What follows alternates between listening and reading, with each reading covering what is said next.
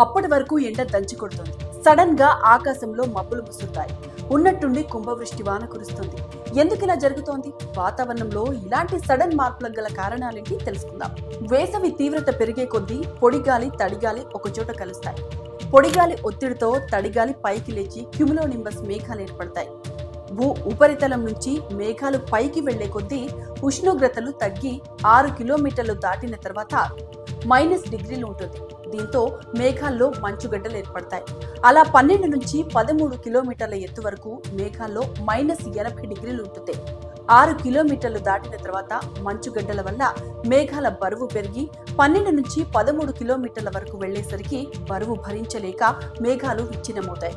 దీనినే cloud burst అంటారు. ఆ క్షణాల్లో ప్రచండ వేగంతో గాలులు వీస్తాయి. అప్పుడే కళ్ళు మిరుమిట్లు గొలిపేలా మెరుపులు, ఉరుములు, పిడుగులు పడతాయి. ఇదంతా 5 నిమిషాలు అటు ఇటుగా ముగిసి భారీ వర్షం ప్రారంభమవుతుంది. పైనున్న మంచుగడ్డలు కింద పడేటప్పుడు కొన్ని కరిగిపోగా మిగిలినవి వడగళ్లుగా భూమిపై పడతాయి. ఈ మొత్తం ప్రక్రియ గంటలోపు ముగుస్తుంది. క్యుములోనింబస్ మేఘాలు ఉధృతంగా ఉన్నప్పుడు ప్రజలు ఆరుబయటకు రావద్దని వాతావరణ శాఖ నిపుణులు హెచ్చరిస్తున్నారు.